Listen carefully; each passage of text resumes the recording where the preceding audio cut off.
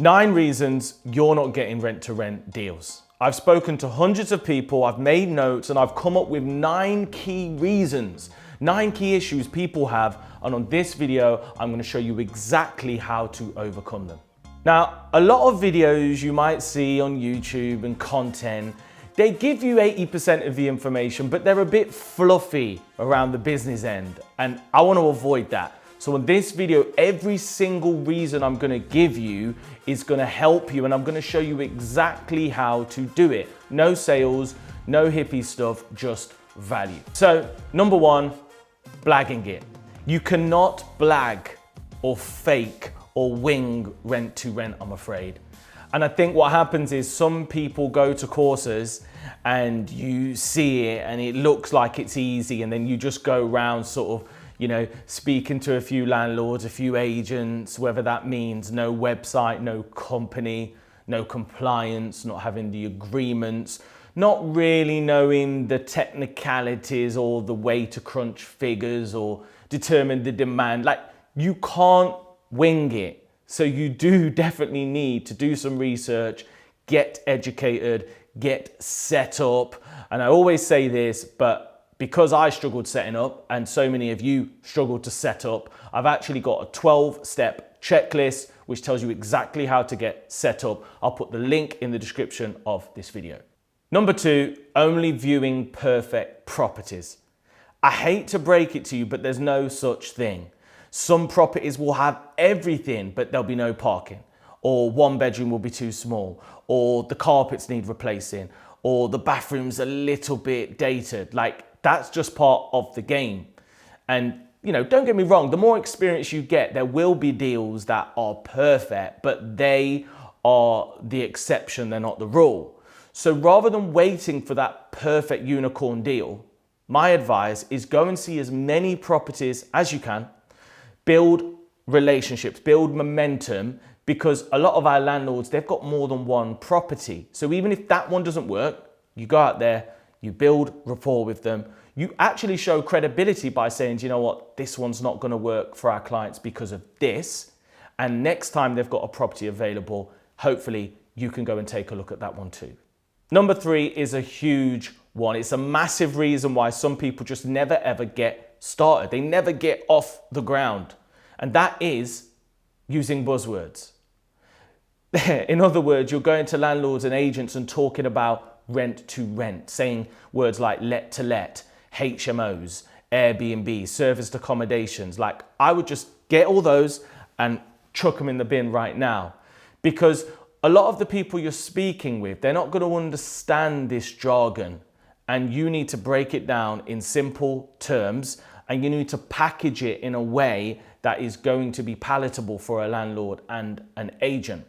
So never ever use the word rent to rent, let to let. And I rarely use the words HMO and serviced accommodation, because typically to normal landlords and agents that aren't specialists in those fields, it just goes over their head and they push back basically. The 4th reason you're not getting any rent to rent deals, okay, is that you're selling to the wrong landlords, selling to the wrong agents. The fact of the matter is, rent to rent is not for everyone, but the people it is for, it really is for them. I've got landlords that thank me so intently for the massive difference I've made in their lives. I've got landlords that are abroad, America, Australia, they're thousands of miles away, or maybe they're of ill health, maybe they've inherited properties, maybe they've got a young family and they've not got time. These are the landlords you want to find, the ones that appreciate you. Because guess what? You can't sell ice to an Eskimo, yeah? There's no point trying to sell painkiller to somebody that's not in pain. And I think sometimes the issue with rent to rent is you go out there and then you find the wrong people, they say no, and then you take it personally and it knocks your confidence. And that's what I do. Like, I try and give confidence and help people. And that's why I do this channel. Don't worry about the no's. You're probably just selling to the wrong people. Just dust yourself off, give a good account of yourself, keep your integrity.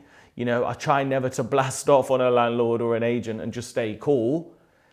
because you never know, things can change as well. Somebody that doesn't need you today might need you tomorrow. But the overall gist of it is don't take it personally, just move on.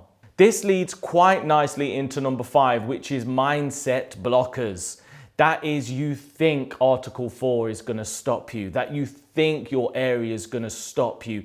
The agents in your area don't do rent to rent. And what happens is it stops you from moving past that, because it sounds a little bit hippie-ish, but I'm a big believer in you got to believe it to achieve it, right? So if you haven't internalized and truly believe that you can do this, then you're gonna keep hitting blockers. So you really do need to believe.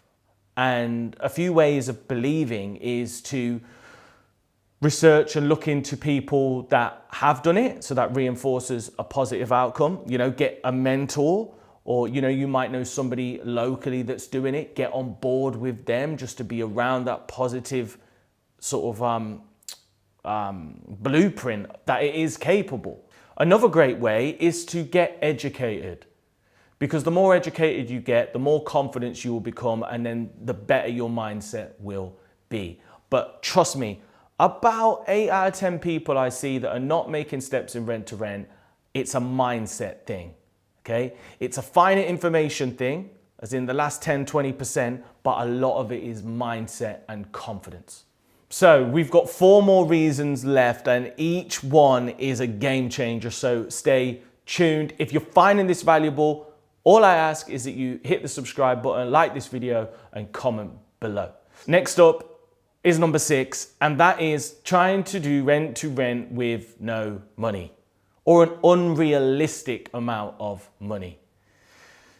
I spoke to somebody the other day. They said to me, they want to do millions in revenue. They want 50 deals and they've only got 5 grand.